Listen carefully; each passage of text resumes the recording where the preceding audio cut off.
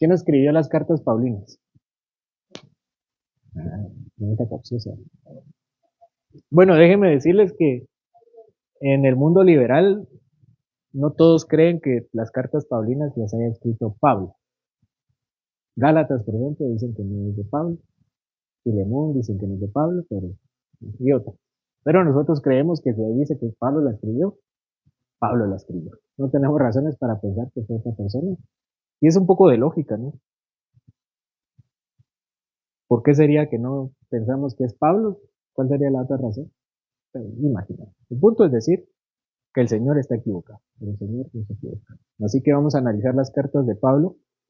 No todas, no vamos a estudiar Hebreos. No vamos a revisar Hebreos porque son muchas cartas ya y mejor lo vamos a analizar con las generales. Tiene una estructura un poco más de las siguientes cartas que vamos a ver. Pablo tiene un tono bastante peculiar y uno cuando lo lee sabe que es Pablo. Cuando lee a Pedro sabe que es Pedro, cuando lee a Juan sabe que es Juan. ¿Quién es Pablo? ¿Cómo se llama Pablo? Saulo. ¿Por qué Pablo y por qué Saulo? Sí, antes se traducían los nombres a veces, ¿verdad? Eh, la reina Elizabeth, aquí la conocemos como la reina Isabel, y así, ¿verdad? El rey James, aquí es el rey Jacobo, ¿verdad? Los antiguos, y así se traducían algunos nombres. Y Saulo es un nombre hebreo, y su nombre romano, su nombre griego es Pablo. ¿De dónde era Pablo? De Tarso. ¿Dónde quedaba Tarso?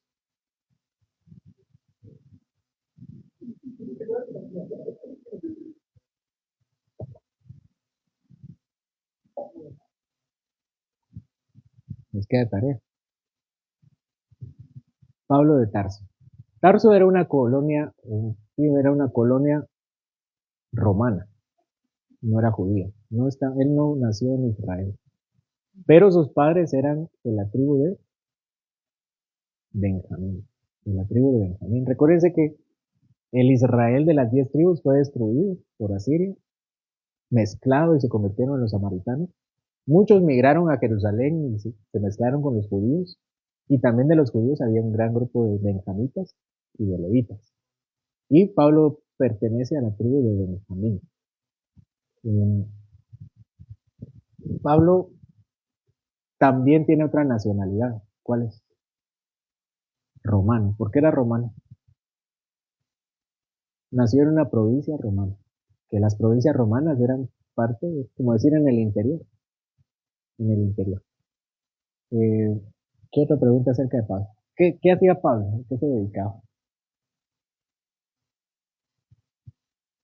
Aparte, hacía tiendas. Ese era su oficio. Tiendas, tabernáculos. Ese era su trabajo secular. Y aparte tenía una ocupación de tipo religiosa. ¿Cuál era? Fariseo. Los fariseos no eran oficiales. Los fariseos nacen, ahorita que leamos Nehemías y se acaba en la Biblia, digamos, en la Biblia hebrea, hay un periodo de 400 años entre Nehemías y Mateo, ¿verdad? En esos 400 años nace el grupo llamado fariseo, que significa los apartados. Era un grupo secular de personas, laicos, que decían vamos a estudiar la palabra. Y se empezaban a reunir en grupos pequeños que llegaron a conocerse como sinagogas. Las sinagogas no están en la Biblia, no están en la ley, ni los fariseos. Entonces él es del grupo de los fariseos. ¿Quién era el maestro de Pablo? Gamaliel. Gamaliel era un maestro también de la ley.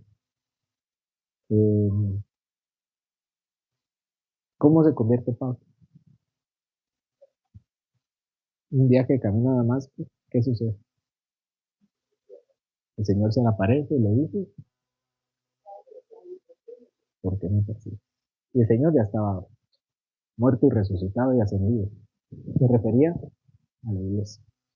Entonces, este es el Pablo que nosotros conocemos, y el Pablo que vamos a estudiar. La primera carta de Pablo es que está en la cronología, no lo vamos a estudiar, pero en el orden bíblico, pero no es cronológico. ¿Cuál es la primera? Romanos. Si nosotros tuviéramos que ponerle un título, como lo hicimos con los evangelios, de qué es Romano,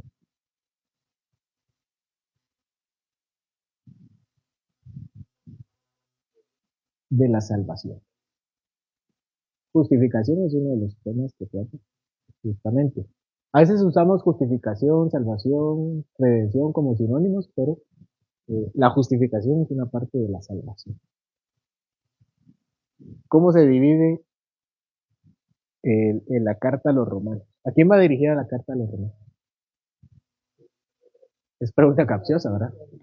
A los romanos, a los cristianos romanos. ¿Quién fundó la iglesia de Roma? Otra vez el debate.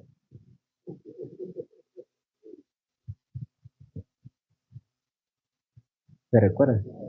No, ¿verdad? No sabemos en general quién fue. Pero Pablo los quiere visitar y más o menos va a visitar Roma ahora cuando se muera. Pero al final de cuentas parece que no los termina de conocer. La primera parte, como Pablo suele hacerlo, ¿qué hace Pablo cuando empieza una carta? Los saluda. A continuación, tenemos el pecado humano.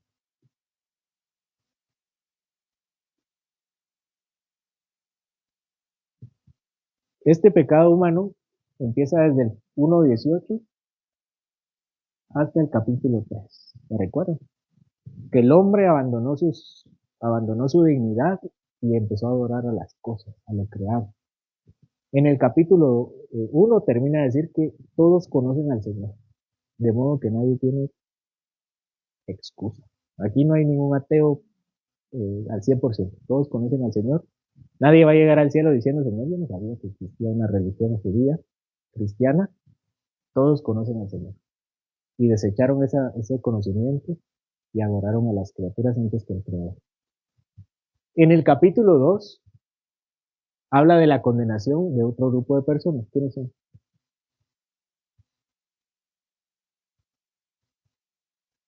Los judíos. En el capítulo 2 le dice, ustedes judíos tampoco estén pretendiendo otra cosa. Ustedes están peor porque tienen la ley y aún así desprecian al Señor. Y en el capítulo 3 dice, aquí todos nos vamos a ir al infierno. Dice, nadie, eh, no hay ninguno bueno, no hay quien entienda, no hay quien busque a Dios. Todos nos desviamos, ahora nos hicimos necios. Ese es el Salmo 14, si no me recuerdo. Y el 3:23 que dice, por cuanto todos pecaron, están destituidos de la gloria de Dios. Entonces, del 1 al 3 condena a todo el mundo, tanto judíos como a no judíos. Y del 3 al 5 habla de la fe en Jesús. Aquí no estoy siendo exacto con los capítulos, ¿verdad? Es del 3:20, 3:23, el 3:23 y el 3:23 al 5:21. Sí, al 5 completo. Ok, viene la justificación en Cristo Jesús. ¿Qué tenemos en estos pasajes? Tenemos, por ejemplo, la fe de Abraham, ¿verdad? Capítulo 4, la fe de Abraham. Él es el padre de la fe. Capítulo 5, justificados pues, tenemos paz para con Dios. Hay otro bonito en Romanos muy conocido, Romanos 5, muy conocido. Mas Dios muestra su amor. Cristo murió por nosotros. Del 5. 6 en adelante. Tenemos aquí la ley. Entonces, dice Pablo, ¿para qué es la ley? ¿Cuál es la respuesta de Pablo? Para mostrar el pecado. Les explica y les dice, la ley no es mala, la ley es buena. Los malos somos nosotros que transgredimos la ley y la ley entonces se vuelve mala, pero para nosotros, porque la ley es santa. Y entonces dice Pablo, yo encuentro dos leyes. La ley, ¿cuál? La ley del pecado y la ley de Dios. ¿Cuál es la ley de la carne? Lo que mis miembros me dicen. En mi carne yo estoy inclinado al pecado. Pero la ley de Cristo es la ley de la libertad. Capítulo 6 y capítulo 7. Yo encuentro una ley en mis miembros. Tenemos el 6:26. ¿Qué dice el 6:26?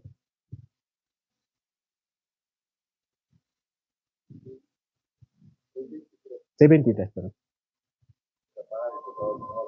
Más la dádiva de Dios, pues vida eterna. Gracias. Bueno, ahí tenemos el 7. Creo que al final del 7 dice, por Cristo somos vencedores, más que vencedores. Ya es el 8, principio del 8. Sí, el 7 es, yo tengo una ley, hay una ley de mí, que yo el mal que no quiero hacer, eso hago. Y el bien que quiero hacer, no lo puedo hacer. Más a Dios sean dadas gracias por Jesucristo. Eso dice al final, si no me recuerdo. El 5, pero el punto 5, tenemos el mensaje.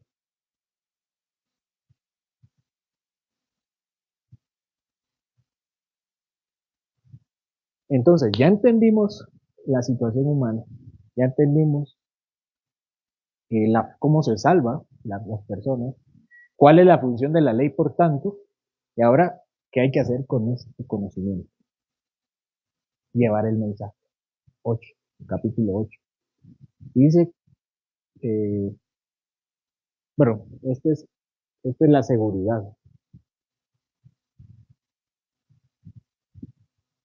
Este no es el mensaje.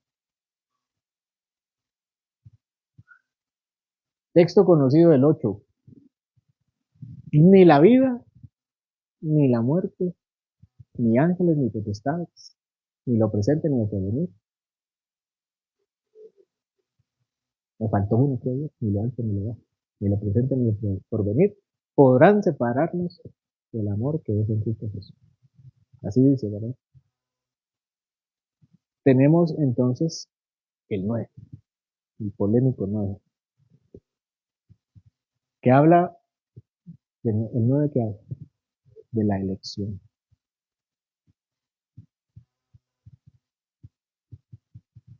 Entonces Pablo empieza a pensar que si la salvación es por fe, entonces no es por descender de Abraham, porque dice que hay dos personas que descienden de Abraham, que es Isaac e Ismael, eso lo toca más o menos básicamente, pero después dice que de Isaac nacen también dos personas que son hijos de Abraham, pero no los dos son salvos, así que no depende de la sangre, no depende de la generación física, porque a Jacob amé y a Esaú aborrecí.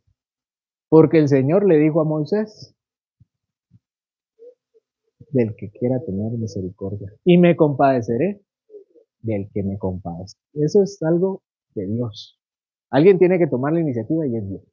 Él es soberano sobre su pueblo, soberano sobre todos los hombres, y como dice también el 8, de una masa o de un pedazo de barro decide hacer una vasija para, para honra y otra para deshonra. De modo que, ¿quién eres tú? ¿Quién eres tú, hombre? ¿Qué? Que contiende con el Señor. Porque ¿quién instruyó al Señor? ¿Quién instruyó al Señor? ¿Quién le dijo qué hacer? Nada. Como dijo Spurgeon, nosotros sí queremos elegir a nuestra esposa, pero creemos que Dios no tiene el derecho de elegir a la esposa. Y así somos elegidos por Él. Entonces, si llevamos el mensaje.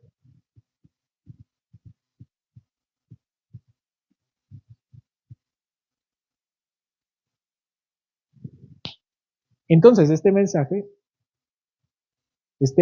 de la salvación debe ser llevado a todos los hombres, sin distinción. Aquí no, el apóstol Pablo no dice que hay que llevar el mensaje a los elegidos. Nadie sabe quiénes son los elegidos. Pablo dice, lleven el mensaje a todos. Porque ¿quién? ¿Cómo se dice? Porque ¿quién irá? ¿Cómo irán si nadie los envía? No, es que dice, ¿cómo creerán? Dice, porque ¿cómo creerán si nadie les predica? ¿Así, ¿verdad?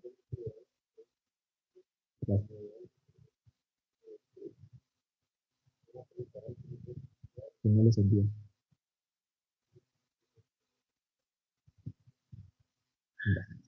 Este es el mensaje.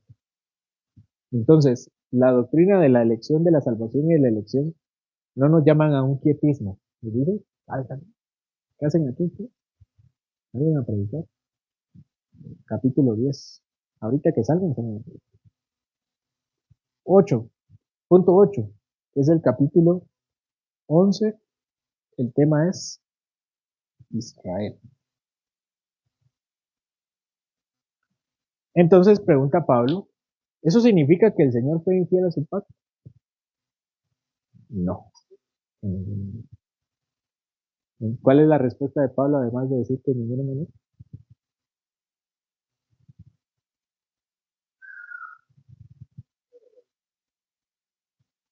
Él es judío. Los apóstoles, no lo dice, pero los apóstoles son judíos. Cuando se predica en Jerusalén, se convierten en judíos. La primera vez de Pedro, la segunda vez de Pedro.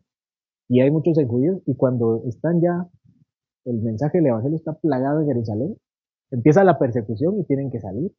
Pero los judíos son la iglesia, son los primeros creyentes, de hecho, a quienes se le anuncia el mensaje.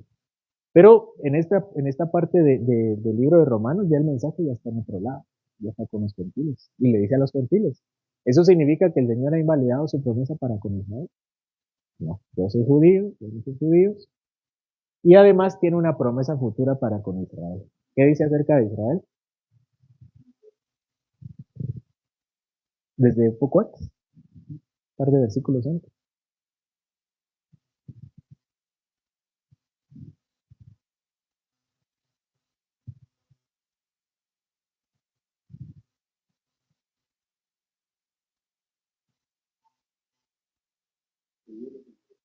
Ujú.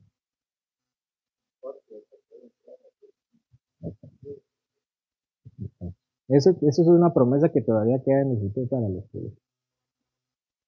Que finalmente sus corazones serán convertidos por el Evangelio de Jesucristo. Así que no ha desechado el Señor a su pueblo. Y como dice el Salmo, no desamparará a qué cosa, a su heredad. 12. Todo esto es casi teoría, ¿verdad? Teoría. Esto es lo que usted necesita saber. Pero viene y dice las cabezas llenas, sin manos que actúan, no sirven para nada. 12. Así que, ¿qué? En sacrificio vivo, santo, y no os conforméis a este siglo.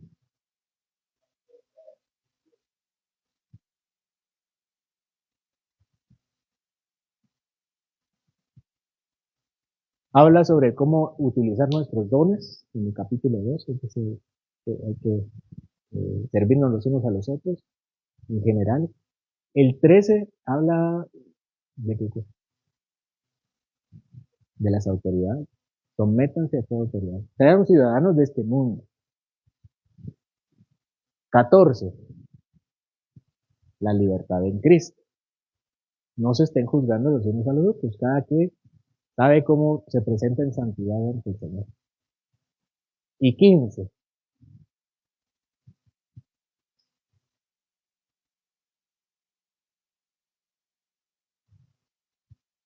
¿De qué habla Romanos 15?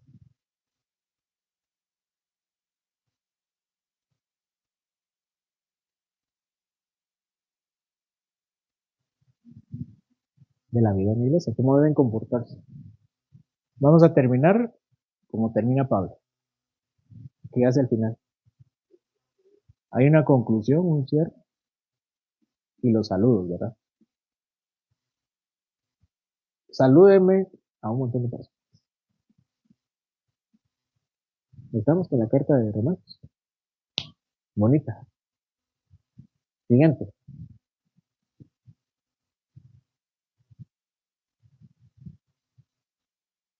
Primera de Corintios.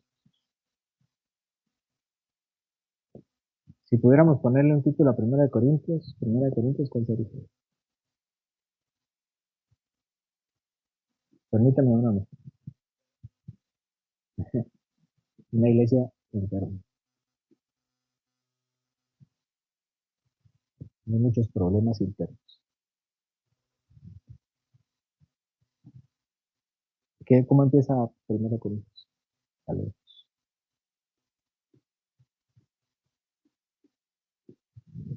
Capítulo 2. ¿De qué habla el 2? Siguiente punto es las divisiones, ¿verdad? Las divisiones que hay en la iglesia.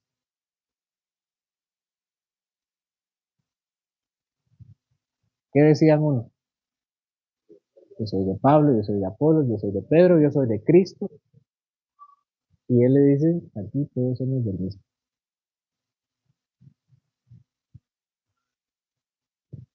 En el 5, ¿de qué habla el 5? De la unión espiritual. ¿Cómo justifica Pablo la unión espiritual de ellos?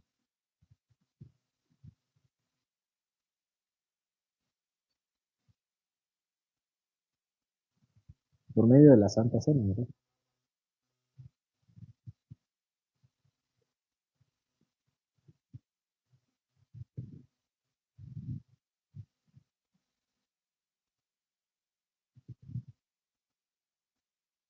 Ese es el 5. Sí, ¿verdad?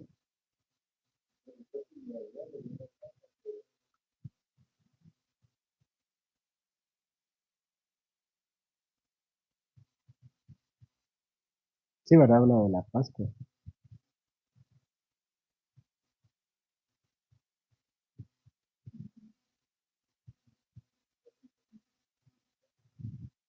El 7 es el de la... Ah, ok. Y después habla del caso de moralidad, el 5 y 6. El poder de la iglesia. ¿Por qué no juzgan a la persona que está actuando moralmente entre ustedes? Inmoralmente entre ustedes. En el 6 sigue hablando de eso y dice, pero si ustedes van a juzgar a los otros, juzguen las cosas pequeñas que hay entre ustedes.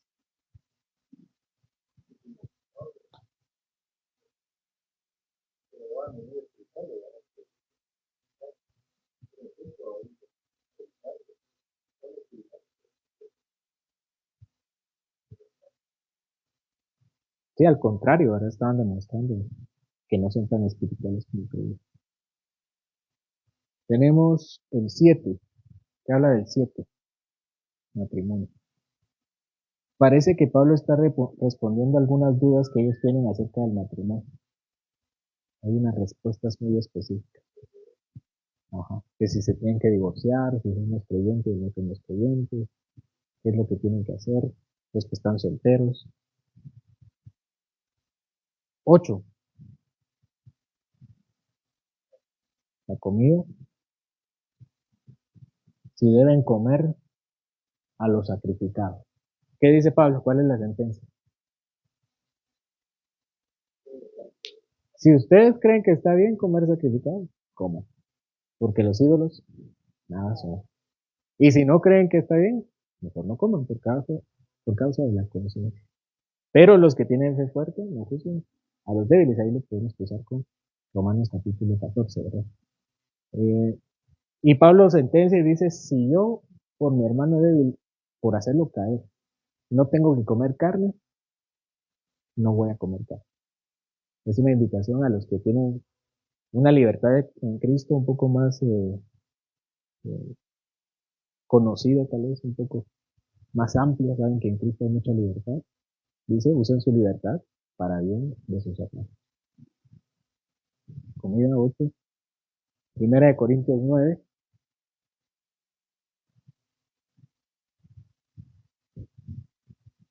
La defensa de su ministerio.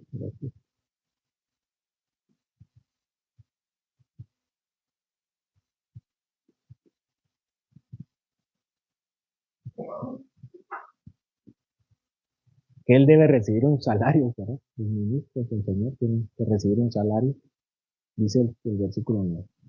Que los sacerdotes comían de las cosas santas, él también le es permitido comer del Evangelio. Literalmente dice comer del Evangelio.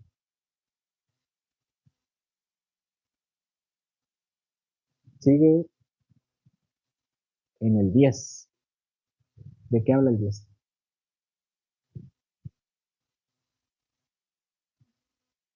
Idolatría.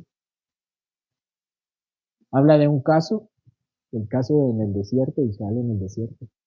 Muchos murieron, probaron la vida espiritual y seguían la nube, seguían la columna de fuego y fueron bautizados en la nube. Y todo eso, ¿quién era? Cristo. Esa es la figura de Cristo. Por tanto, no caigan ustedes en idolatría. Por ellos fueron juzgados por idolatría. Ustedes no caigan en idolatría. Eso fue dicho para que ustedes tuvieran un ejemplo. 11. La primera parte habla de la señal de autoridad.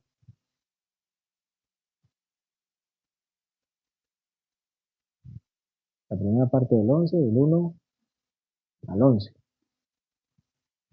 que es cubrirse la cabeza para las mujeres. Siguiente, la Santa Cena. Los abusos en la Santa Cena. Que es del 11 ¿a cuál?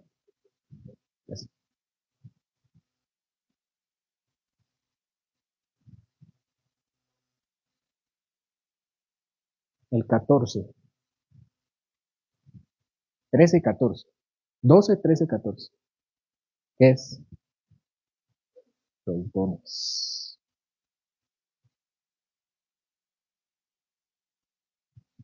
En el capítulo 13 hace un paréntesis sobre lo que mueve los dones, que es el amor. ¿Verdad?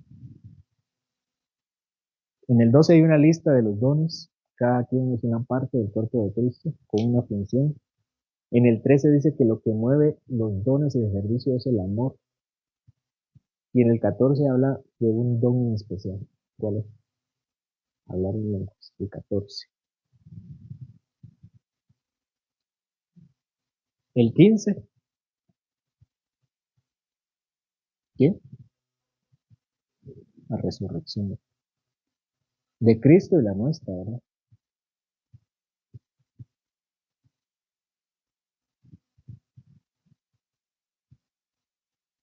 Y el 16. Ah, bueno. Ese es uno de los temas, ¿verdad? Y los saludos.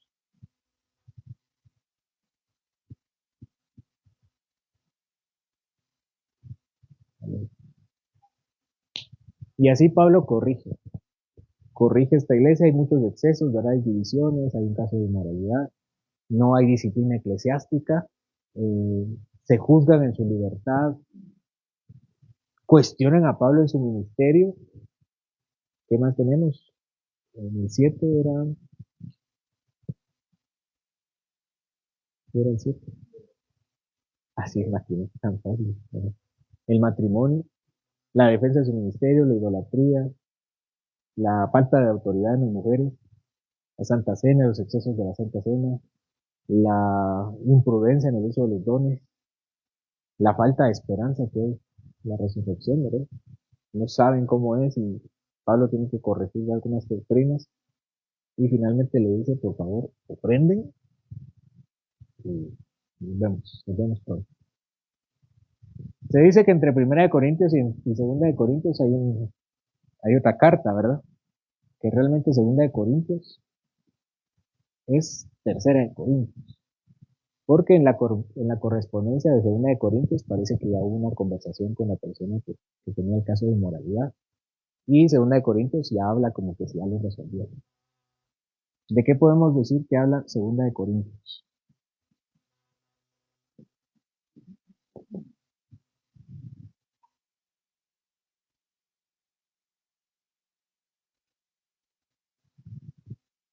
Vamos a ponerle la consolación en general. Y así inicia. Primero los saludos y el consuelo.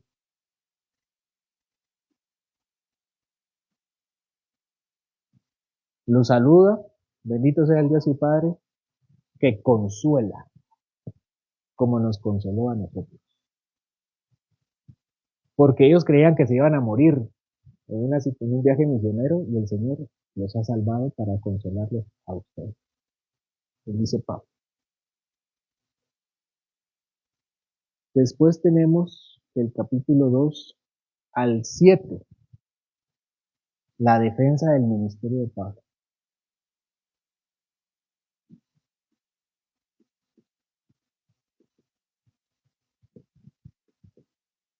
Todo esto se tarda en decir Pablo, yo soy apóstol de veras.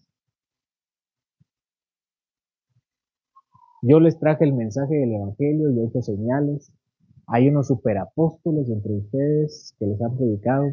Ellos no tienen ni idea qué es ser apóstol. Y esto habla del 2 al 7. ¿De qué habla el 8 al 9?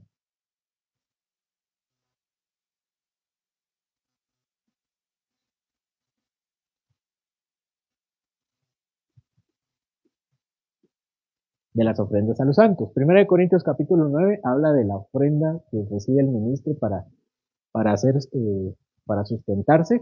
Pero en el 8 al 9 habla de que van a levantar una ofrenda para una iglesia. Y ahí es donde muchos sacan de contexto que dice, eh, no den con tristeza ni por necesidad, porque Dios ama al dador alegre. Dicen, ya, esto es de ofrenda así. No, esto es una ofrenda especial. Aparte, Pablo en 1 Corintios 9 le dice, ustedes mantengan a su papá. Es lícito que él viva del evangelio. En cambio, aquí dice, vamos a levantar una ofrenda a los santos. Yo quiero llamarlos a ustedes a que piensen en los demás cristianos y les llama a sembrar con ofrenda. Así dice, ¿verdad? Que los pastores de la prosperidad hayan sacado sus textos y le hayan abusado de eso, no quita el hecho de que eso es lo que diga Pablo. Pablo dice una sentencia bien fuerte. Dios ama al dador alegre. Tiene que ser dador y tiene que ser alegre. No se vale no ser dador y ser alegre. Ya estoy feliz. No. Y ser dador. Y yo doy, pero así como pesado. No, dador alegre. No se trata de escoger una entre dos. Dios ama al dador alegre y le dice, si ustedes siembran, ofrendando, ¿qué va a pasar? ¿Qué dice?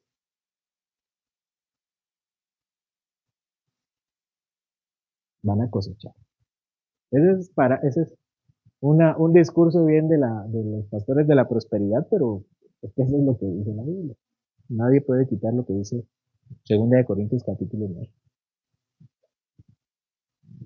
Y del capítulo 10 al 13 hay una defensa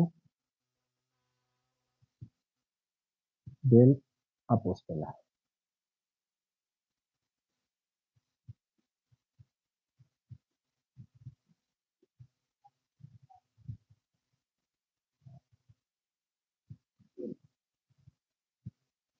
Junto con los saludos, ¿verdad? 2 Corintios empieza bien bonito, pero también hay unas grandes regañadas en él. Creo que me salté bien. ¿Sí? De su hijo en la carne. Ah, del aguijón en la carne. Sí, de su aguijón en la carne. Es parte de la defensa de su apostolado, que el Señor dice que cuando él fue, que Pablo dice que parte de su llamado incluye algo que lo obliga a ser llamado, y es el aguijón en su cara. Dice, esto me obliga a mí a confiar en el Señor en todo lo que hace. Y este es el pasaje conocido, ¿verdad?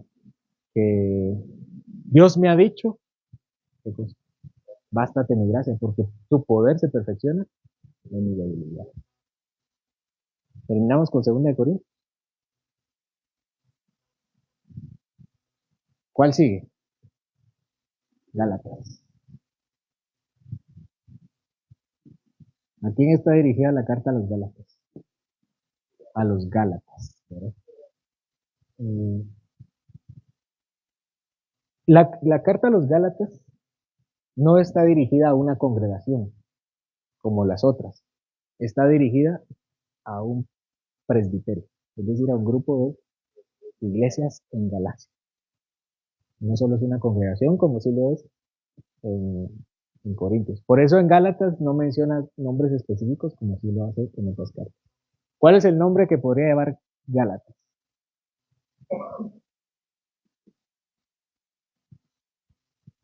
La libertad. Se dice que Gálatas es un mini romano.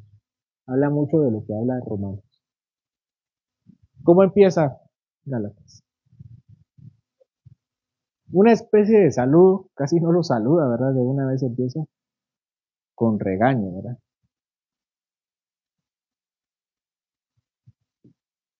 Me estoy maravillado de que tan pronto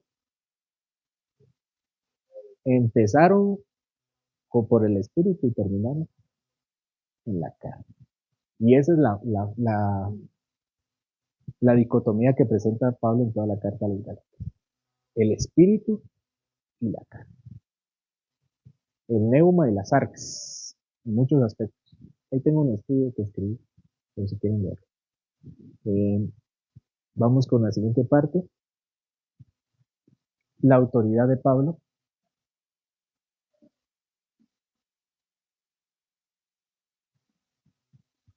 por su mensaje, ¿verdad?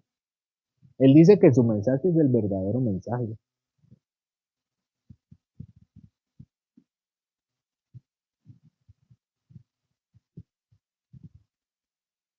Si alguien les ha presentado otro evangelio, sea hereje, anatema, desechado, apartado de la congregación, anatema. Así si aún nosotros o un ángel el Señor se presenta con un evangelio diferente, sea anatema. Presenta la autoridad de su apostolado de esa forma en cuanto a la presentación del evangelio, de su evangelio, que es el evangelio de Cristo, pero también en cuanto a su vida a través del evangelio. Y él dice, porque para mí el vivir es Cristo y el morir ganancia. Yo puedo perder la vida por Cristo. Tenemos después la libertad propiamente hablando, una exposición en dos partes sobre de dónde viene la libertad. La libertad, según Pablo en Romanos capítulo 3, en Gálatas capítulo 3, aquí se parece si la leen, viene de Abraham, como Romanos capítulo 4. Él es el padre de la fe. Y hay un texto que se repite tanto en Romanos como en Gálatas. ¿Cuál es?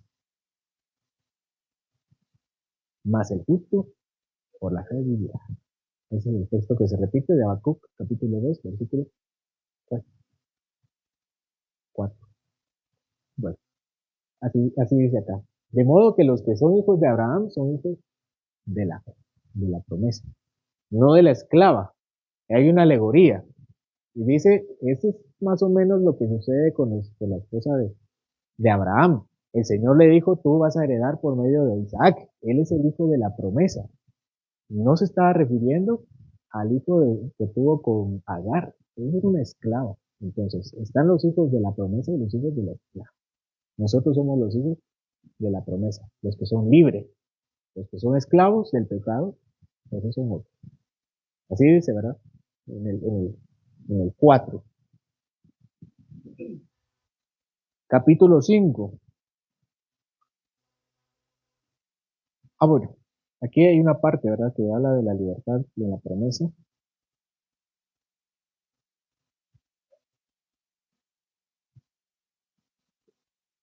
Y después una libertad práctica.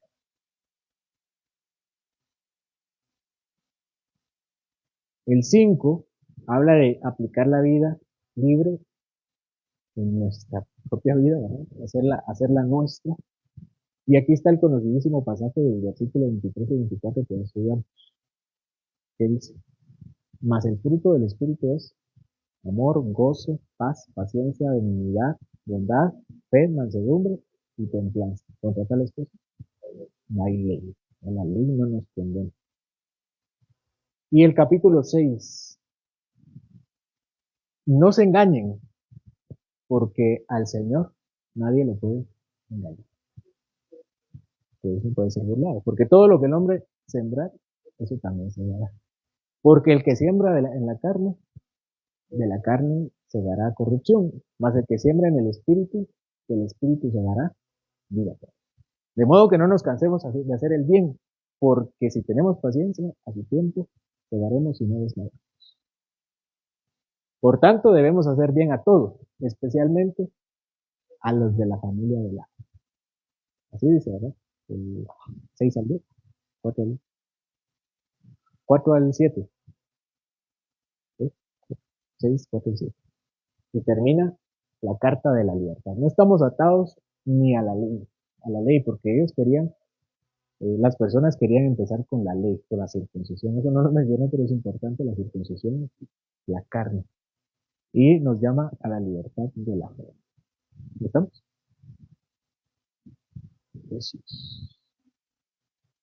Efesios sigue, ¿verdad? Estas cartas son más pequeñas, ¿verdad? Efesios. Si nosotros pudiéramos ponerle un nombre a Efesios, habla de la iglesia espiritual. Este podría ser una contraparte de Primera de Corintios. Y también tiene dos divisiones grandes, como Romanos. Una parte teórica y una parte práctica. La teórica del 1 al 3 y la práctica del 4 al 6. En la primera parte habla de la bendición de la iglesia. Tiene una introducción bastante similar a 2 de Corintios. Bendito sea el Dios y Padre de nuestro Señor Jesucristo, que nos bendijo con toda espiritual en los lugares celestiales en Cristo Jesús. Así dice, ¿verdad? Que nos bendijo con toda bendición espiritual en los lugares celestiales en Cristo Jesús. Porque Él nos llamó para para la alabanza de la gloria de su gracia. Nos escogió, ¿qué más? ¿Qué otras palabras dice? Desde antes de la fundación del mundo. Habla de la elección de la iglesia. Ya estamos bendecidos para ser santos. Capítulo 2, ¿verdad? Capítulo 2, todos estamos muertos en nuestros delitos y pecados, pero el Señor nos dio vida juntamente con Cristo. Para buenas obras, que es lo que dice el 10, ¿verdad? Preparadas de antemano para que anduviésemos en ella. 14. Ya no hay más dos pueblos, solamente hay uno en Jesucristo, derribando la pared intermedia entre los dos pueblos. Así dice, ¿verdad? No lo estoy inventando. El 2.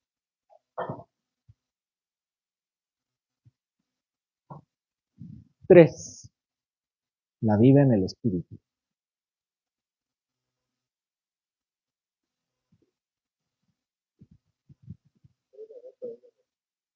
En el 2.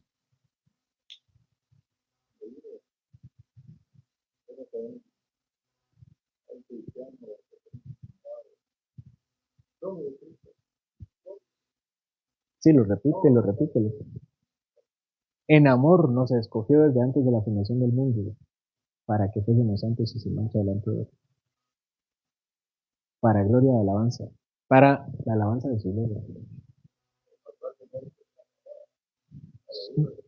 No se calla.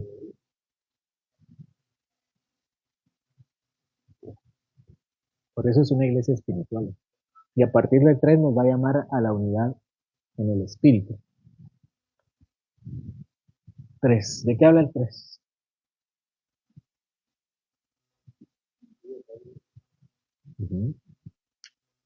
Textos importantes que hay en el 3, o que resaltan.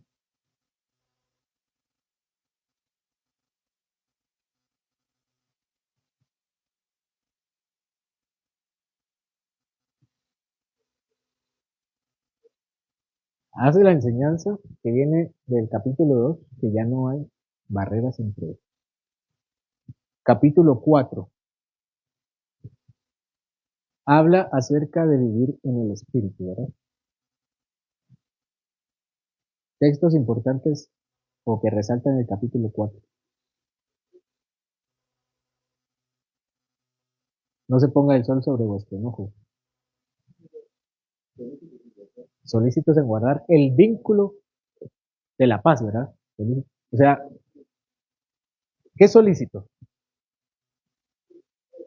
Diligentes, disposición, que el vínculo que hay entre la iglesia, que no se pierda. No lo dejen al tiempo. Trabajen por el vínculo de la paz. Hay un solo Señor, un solo Dios, Padre, un solo Señor, un bautismo y una fe. 4:11. El Señor dio dones a los hombres, bajó y llevó la gracia y se la da a los hombres por medio de los ministerios. ¿Cuáles son? Apóstoles, profetas, evangelistas, pastores y maestros, ¿verdad? Que son los dones que ha dado precisamente para guardar el vínculo de la paz de la iglesia. Y la última parte, tenemos la batalla de la iglesia.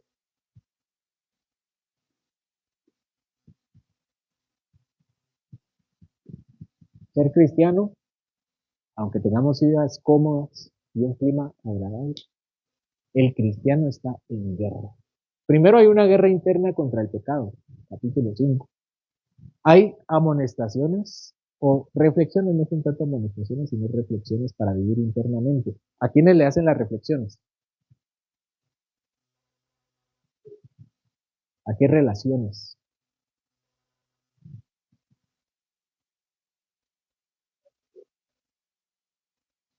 A la vida familiar, también a la vida del que trabaja, del que hace un esfuerzo. La que resalta es a la vida matrimonial, donde se le llama a los esposos. Maridos, amad a vuestras esposas. Y esposas, ese se les olvidó, ¿verdad? Hijos, obedeced a vuestros padres, no exasperéis a vuestros hijos. Y entonces, habiendo hecho las amonestaciones o las reflexiones internas, les dice, vístanse de la armadura. ¿Cuáles son? ¿Cuál es la armadura? El escudo de la fe, la espada del Espíritu, gracias. El yelmo de la salvación, la coraza de justicia, ya repetí varias, ¿verdad?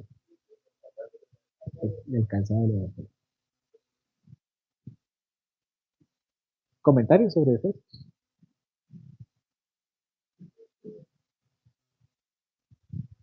Siguiente.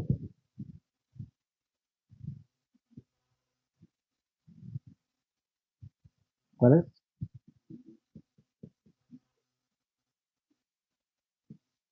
¿De qué trata esta parte? La carta del gozo. Pablo empieza, como siempre, con saludos, capítulo 1. Después hay una alabanza a Cristo, ¿verdad?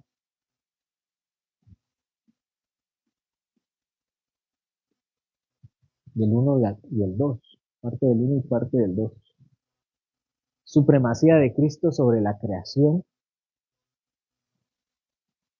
¿Qué dice el 1 sobre Cristo sobre la creación? Él es el... ¿Qué dice ese primogénito? Es Colosenses. ¿Qué dice de Cristo? Perdón, ya decía ahí. En Colosenses. Del avance del Evangelio.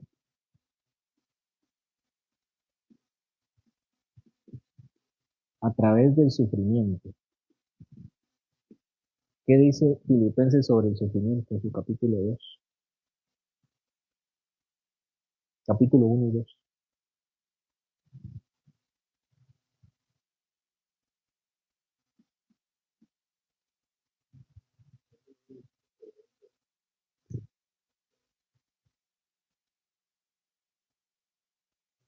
Gálatas no decía eso. Era Filipenses, ¿verdad? Gracias. Sí, porque para mí el vivir es Cristo y el morir ganancia. Y en el 2 hay una alabanza a Cristo. Consideremos la humildad del Señor Jesucristo.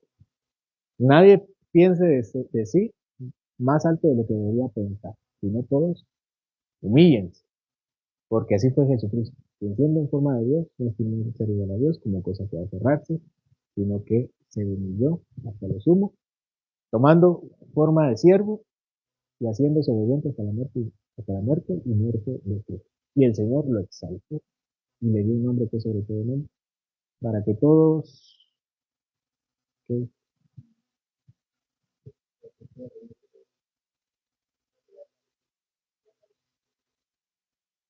para la gloria del Padre.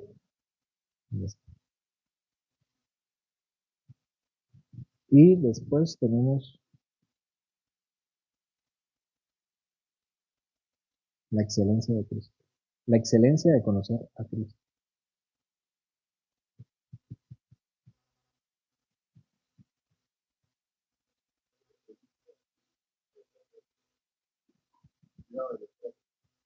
Así, guárdense de los perros, de los que pervierten el Evangelio. Algunos predican el Evangelio con malas intenciones, pero Cristo es predicado. Eso no es excusa. Pablo empieza a decir que él desecha todo lo que tiene por conocer a Jesucristo. Dice, yo fui, empieza a decir su currículum. Yo fui, soy judío, soy circuncidado al octavo día, fariseo de fariseos. En cuanto a la ley, irreprensible. Pero todo lo que he alcanzado lo tengo por basura. ¿Para qué?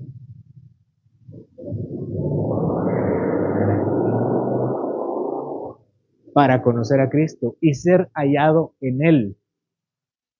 Y también compartir sus padecimientos. Eso dice el 3, ¿verdad? También tenemos en el 4, todo lo puedo en Cristo que me fortalece. Es el 2, ¿verdad? 4, 4. Todo lo puedo en Cristo que me fortalece. Ah, bueno, y el 1 también dice, ocupados de vuestra salvación con temor y temblor. No, el que comenzó la buena obra la perfeccionará en nosotros hasta el día de Jesucristo. 1:6. Y el 4 dice, todo lo puedo en Cristo que me fortalece. El 8, regocijaos. Otra vez os digo, regocijaos. En esto pensad.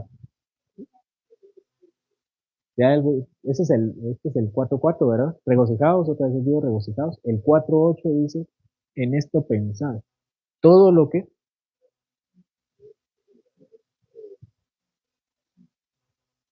en esto pensad.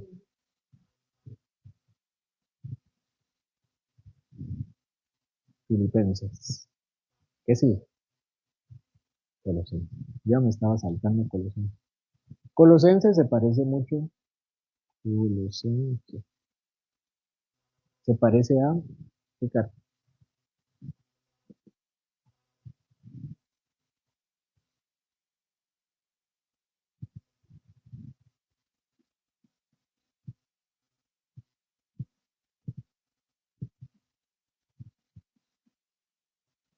Colosenses se parece a Efesios. Hay también un himno al principio, acciones de gracia. Doy siempre gracias a nuestro Señor Jesucristo y los mantengo en oración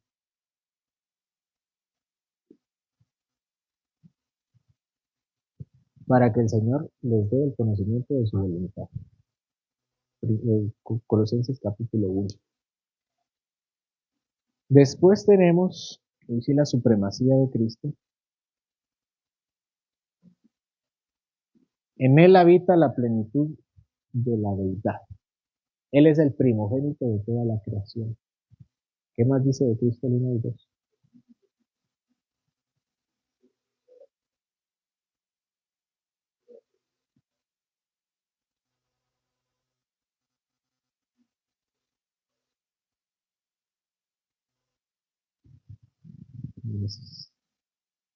En el 2 y en el 3 hablan de la libertad que hay en Cristo para adorarlo. No dice que no nos sujetemos a las fábulas. Algo así dice, ¿verdad? Que se me está cruzando con Timoteo, cuando dice las fábulas de viejas, dice Timoteo. Filosofías y huecas sutilezas, dice, según la tradición de los hombres. Entonces, el 2 y el 3 habla de no ligarnos a los rudimentos, a las cosas del antiguo pacto, a las fiestas, a las vidas nuevas, a los días de reposo. Eso habla del 3, ¿verdad? Creo que en el 3 y 4 habla de la vida nueva.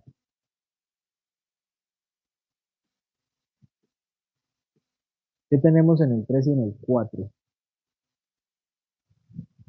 El 3 y el 4 habla de nuestra nueva vida en Jesucristo, de cómo debemos cambiar nuestra forma de pensar. Habla de que todo lo que hagamos, lo hagamos para la gloria de Dios. O sea, que comamos o bebamos, que sea para la gloria del Señor. Aún de nuestros corazones, cantando salmos, himnos y cánticos espirituales. Y el 4,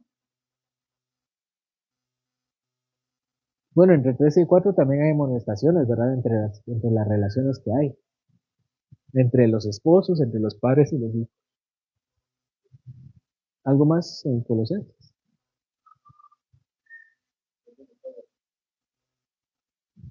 En general, ¿verdad? ¿Cuál sigue? Primera de Tesalonicenses.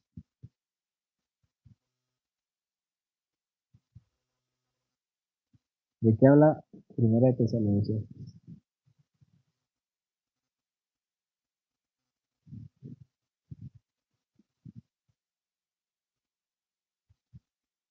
Habla de la preparación para la venida de Cristo.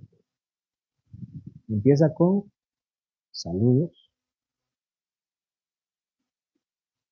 Esta ya la estudiamos, ¿verdad? En el 2 y el 3 habla del ejemplo de los apóstoles y la venida de Cristo. ¿Qué pasajes que resaltan tenemos acá?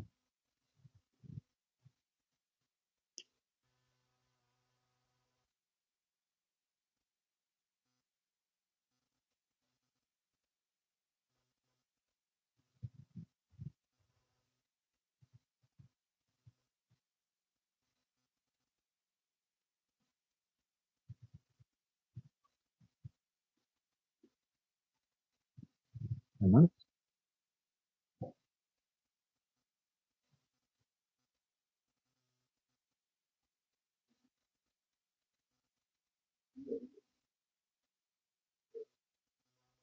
¿Cuál es el tema que más resalta en Primera de Tesalonicenses? La venida del Señor.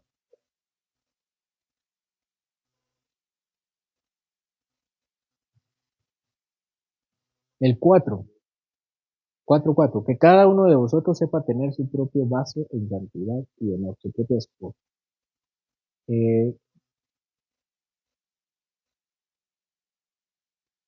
Pues no nos ha llamado Dios a inmundicia, sino a santificación. El 3 también habla, tampoco queremos, hermanos, que ignoréis acerca de los que duermen, para que no os entristezcáis como los otros que no tienen esperanza.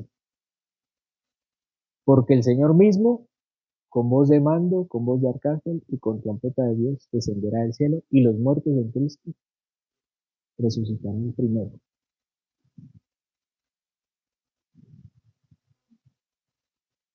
Ese está en el 3. 4, sí, 4, perdón.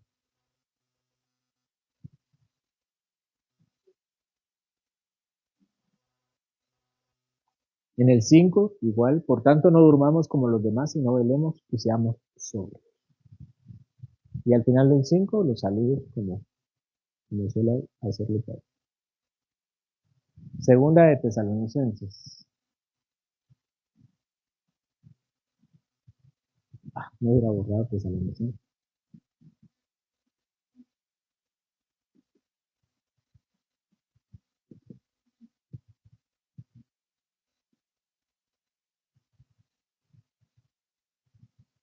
De la segunda venida.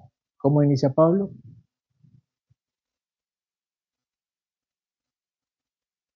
Saludos.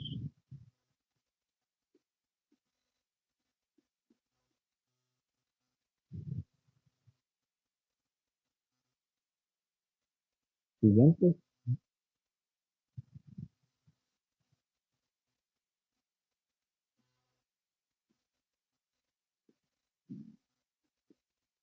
La venida y la apostasía, ¿verdad? ¿Cuál es el tema más importante o que más resalta en segunda de Tesalonicenses?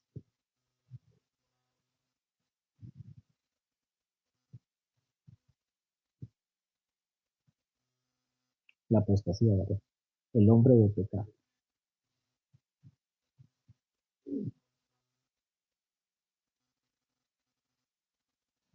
Y por último, algunas exhortaciones. El que no trabaja,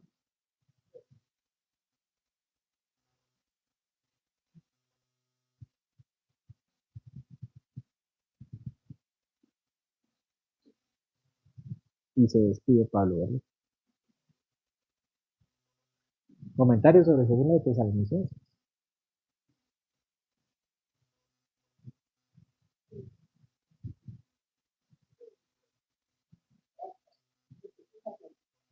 Ujú.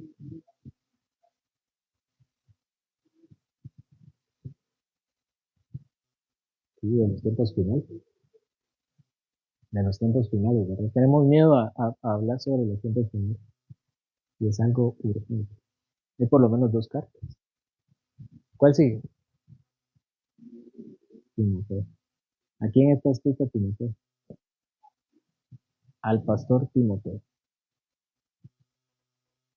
¿De qué habla primero Timoteo?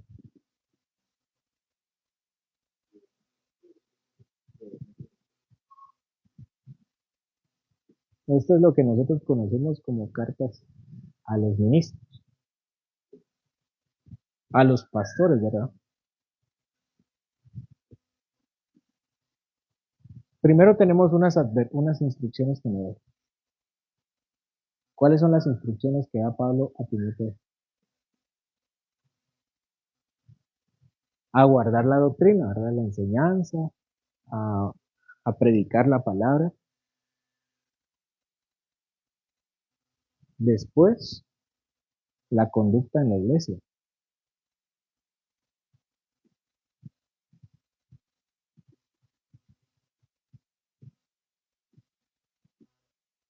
La iglesia es columna y baluarte de la verdad. Dice así, ¿verdad? Así que, como es columna y baluarte de la verdad, él debe aprender cómo comportarse en la iglesia de Cristo.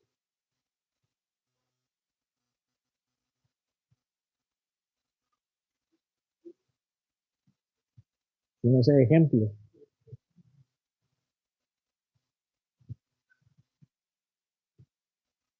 Y después habla sobre los oficiales.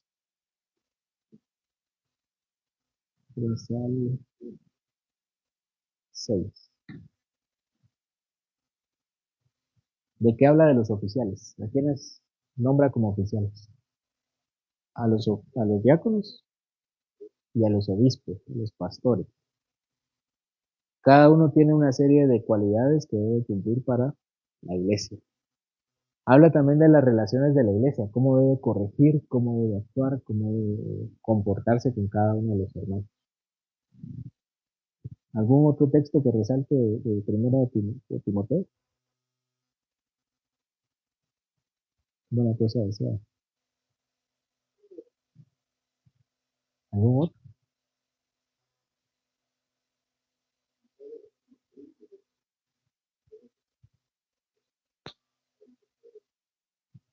que se cuide, ¿verdad? Como lo hará también Pedro, pero eso lo vamos a ver después.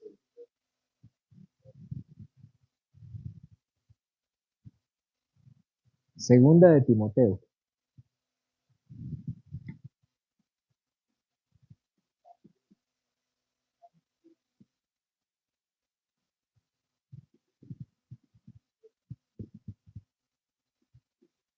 Este es una exhortación a permanecer en el ministerio, empezando desde las instrucciones de recordarles quién fue quien lo ha traído al ministerio, ¿verdad? Primero tenemos un ejemplo de Pablo,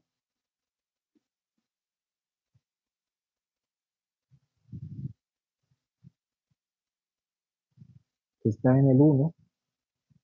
¿Qué dice Pablo sobre sí?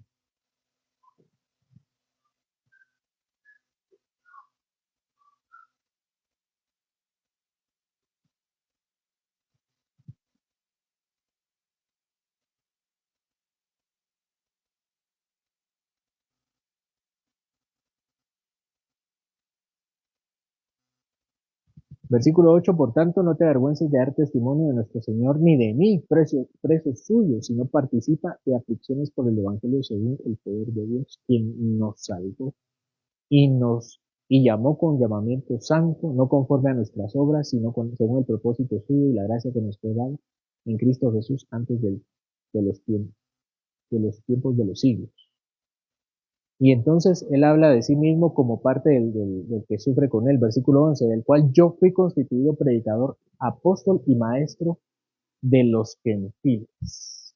Ya sabes ya sabes esto, versículo 15, que me abandonaron todos los que están en Asia, a los cuales son Figelo y Hermógenes, dos personas que apostataron.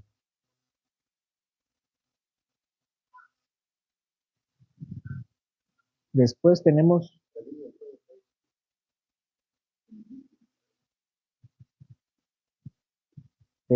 la exhortación a permanecer en el ministerio. Sí, en la fe, ciertamente, pero en el ministerio también. Versículo 4. Ninguno que milita se enreda en los negocios de la vida, a fin de agradar a aquel que lo tomó por sentado. Es decir, él como pastor no puede enredarse en otros asuntos que no tienen que ver con los de su propio ministerio. El labrador, para participar de los frutos, debe trabajar primero. Versículo 14. Recuérdales esto, exhortándoles delante del Señor que no contiendan sobre palabras, lo cual para nada aprovecha, sino que es para perdición de los oyentes. Procura con diligencia presentarte a Dios aprobado, como obrero que no tiene de qué avergonzarse, que corta con precisión la palabra de verdad. Mas evita profanas palabrerías porque conducirán más y más a la impiedad.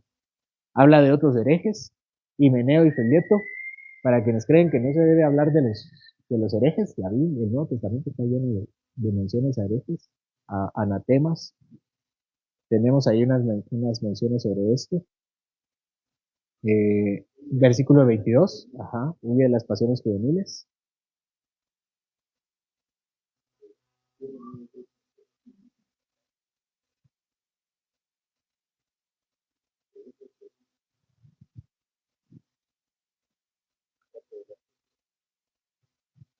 Y esto para concluir en que debe permanecer hasta el fin de los tiempos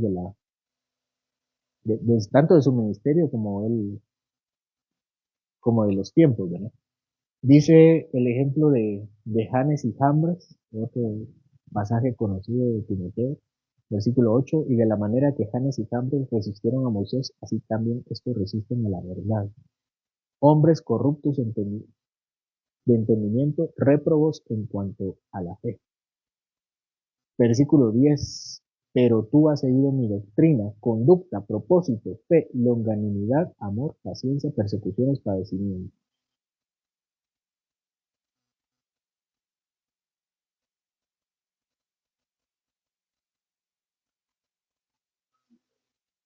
Ujú.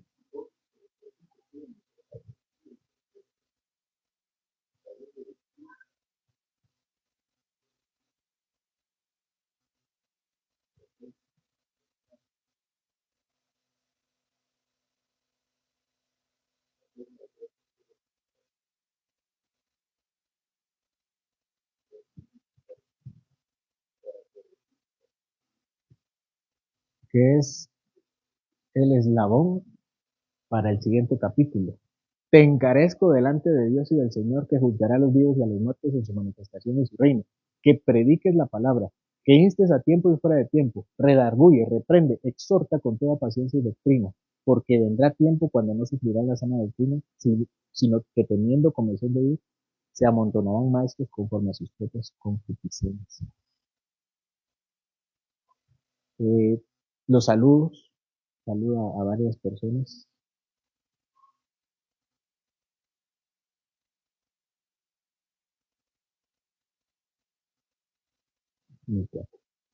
¿Comentarios sobre Timoteo?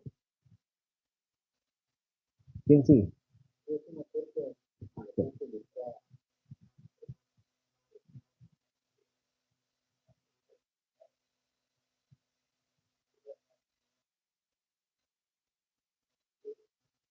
También le pide algo, Pablo, ¿verdad? Que le mande una capa y qué más. Y los libros, los rollos. Pablo quiere leer. ¿Sí? Quiere leer.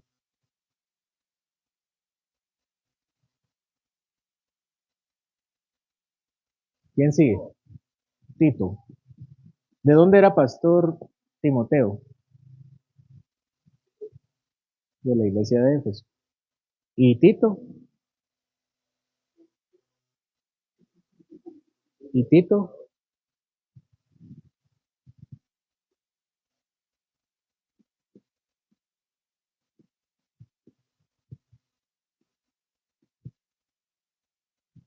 ¿De dónde es Tito?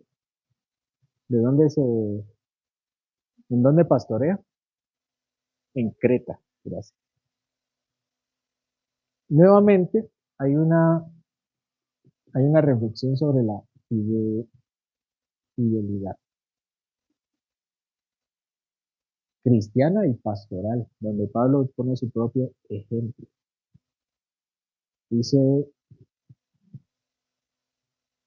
versículo 5, por esta causa te dejé en Creta, para que corrigieses lo deficiente y establecieses ancianos en cada ciudad, así como yo te mandé.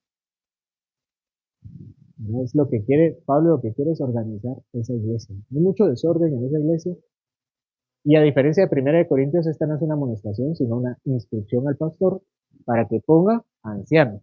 Y ahí es donde nosotros creemos que los pastores son puestos por el presbiterio, que les ponen las manos, pero quien ordena a los ancianos es el pastor, solo puede ser solo o con el consistente. Requisitos de los ancianos. Como en Timoteo tenemos los requisitos: irreprensible, que no sea ebrio, que no sea alguien que esté peleando con todos, hospedador, amante de lo bueno, justo, santo, dueño de sí mismo, respetador de la palabra fiel. Entonces, Tito mismo tiene que ser ejemplo, pero también las personas que vaya a poner como ancianos de las iglesias tienen que ser personas idóneas para el cargo. Nuevamente, se le pide a otro pastor que guarde la palabra, la fidelidad a la palabra, ¿verdad? No guardarla como resguardar el libro, sino lo que está en el libro. Capítulo 2, versículo 6, exhorta, bueno, pero tú habla lo que esté de acuerdo con la sana doctrina, y hay recomendaciones para que predique ciertas cosas. A los ancianos que sean sobrios, a las ancianas reverentes en su porte, no chismosas, no esclavas del vino, maestras del bien.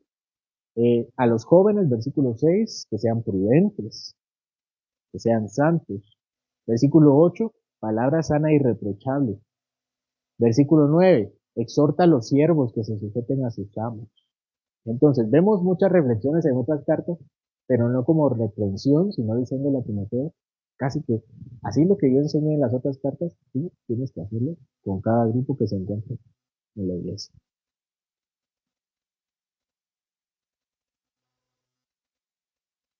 Versículo 15. Esto habla y exhorta y reprende con toda autoridad, que nadie te menosprecie.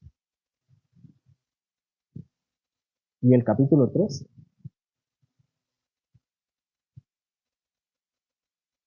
justificados por la gracia. Habla de la gracia y los saludos. ¿Qué dice acerca de la gracia?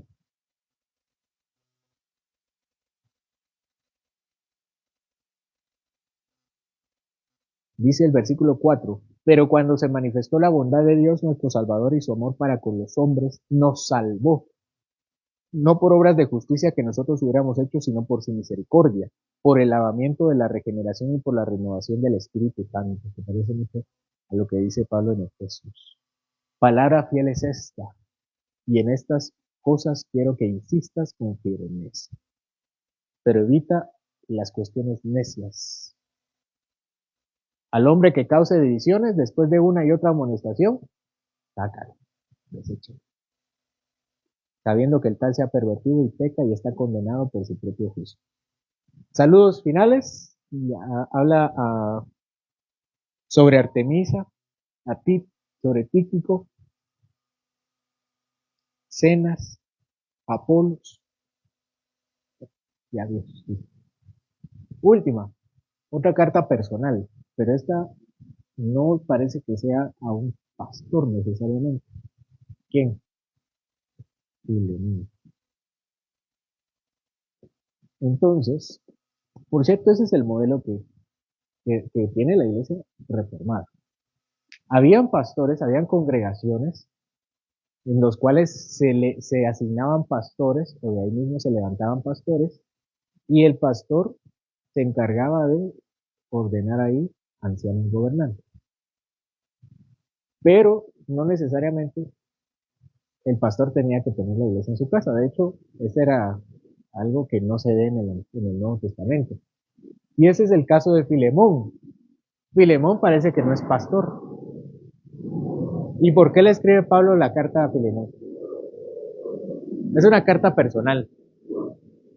Pero ¿qué tiene Filemón de especial? Él, porque la iglesia era el hospedador de una iglesia, ¿verdad? Se reunía en su casa. Y Filemón habla sobre la reconciliación. Primero, Pablo lo alaba. Reconciliación. Pablo lo alaba, solo tiene un capítulo.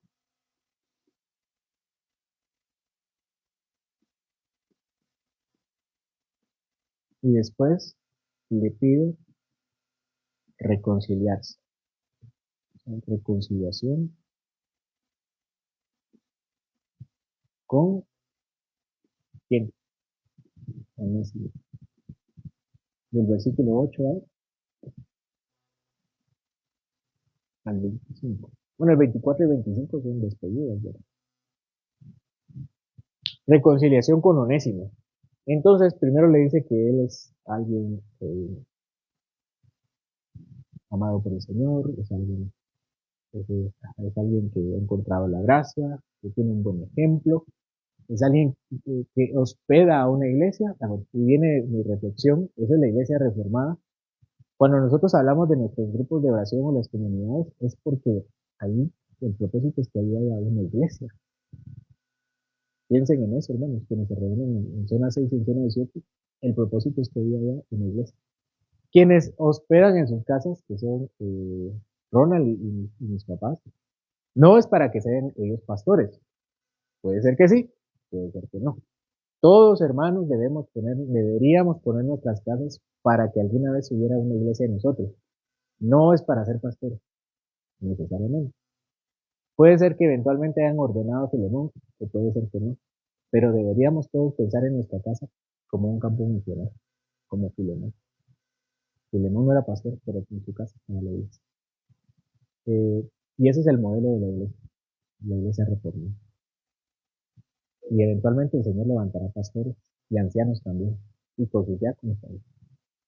El caso de Onésimo era que Onésimo había llegado providencialmente con Pablo. ¿Cómo llegó con Pablo? Huyó de Filemón, porque Onésimo era esclavo de Filemón. Y escapa Onésimo y da la casualidad que se va a topar con un tal Pablo de Tarso y dice, yo conozco un Filemón Eso no está en la carta, ¿verdad? Pero yo conozco un Filemón y Filemón, bueno, entonces tienes que regresar. No, no, sí tienes que regresar. Yo te voy a enviar una carta para que Filemón te reciba. Y entonces llega Onésimo con la carta y recibe a Filemón. ¿Cuáles son las razones que le da Pablo a Filemón para que reciba a Onésimo? Sí, mira, primero, tú eres cristiano. Tú has recibido la gracia. Por no decirte que yo te di la gracia a ti. Yo te prediqué el evangelio y por el evangelio que yo te prediqué, tú creíste. Como quien dice que tú te me debes. No quisiera apelar a eso, pero tú te me debes. Mejor por las buenas. Por no exigírtelo, yo te lo pido. Recíbelo como si me recibieses. Así le dice, ¿verdad? Primero apela a la gracia del Señor como si fuera cristiano y después le dice, si no quieres recibirlo por la gracia, es tu deber como cristiano. Si crees que no tienes la obligación, sí tienes la obligación de recibirlo. Recíbelo como a mí.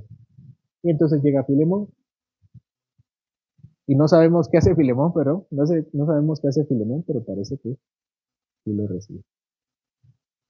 ¿Por qué? Porque el 21 dice, te he escrito confiando en tu obediencia, sabiendo que harás aún más de lo que te dice. Después le dice, no solamente reciba a Filemón, vas a tener que recibirme a mí. Prepárame también alojamiento, porque espero que vuestras oraciones os seré concedido. Es decir, voy a llegar. Ese era el propósito misionero de Pablo. En cada convertía, predicaba el evangelio y alguien tenía la iglesia en su casa y eventualmente llegaba un pastor, como llega Timoteo a Éfeso, como llega Tito a Creta. Te saludan Epafras. Marcos, ¿qué Marcos? Juan Marcos, Aristarco, Demas, ¿qué Demas? El Demas que lo dejó, ¿se recuerdan? Demas me ha abandonado, amando este mundo. Lucas, ¿quién es Lucas? El evangelista.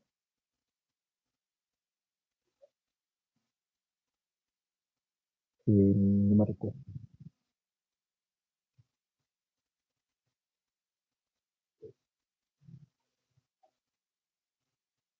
Bueno, dudas, comentarios, ¿qué tal les parece el corpus de Pablo? El cuerpo literario de Pablo.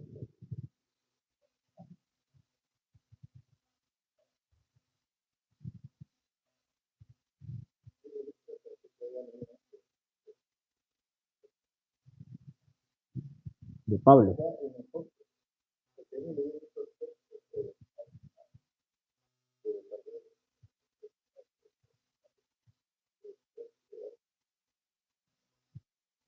Por eso estamos haciendo este vuelo de pájaros sobre los libros, ¿verdad?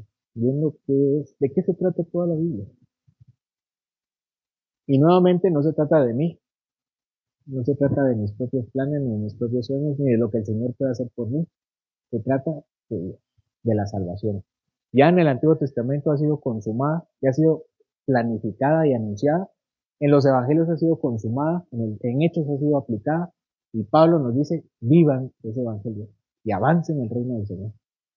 Esas son las exhortaciones de Pablo a las iglesias, para que lo vivan en su vida eclesiástica, en su vida familiar, en sus relaciones cotidianas, regularmente, y que lo prediquen, que sean hospedadores de iglesia, que ellos sepan ser diáconos, ancianos. ¿Más comentarios? ¿Más dudas?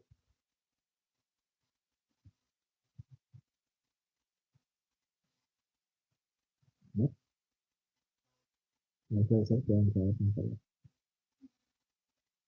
cansados. Hoy en la noche vamos a ver que los israelitas se quedaron 3 horas leyendo la ley y otras 3 horas adorando al Señor. A ver, ya cumplimos nosotros nuestras 3 horas. Nuestro cuerpo pide descansar y comer. Eso es lo que vamos a hacer. No sin antes orar. Señor, gracias porque hemos adorado tu nombre y leído tu palabra y la hemos estudiado. Ha sido lámpara a nuestros pies, lumbrera en este camino. Ha sido nuestro pan, Señor, también. Pero ahora nos despedimos, siempre acompañados de ti. para poder descansar, para poder tomar nuevos ánimos y te pido que cada uno pueda reflexionar en lo que hemos visto para encontrarnos en la tarde. En el nombre de Jesús. Amén.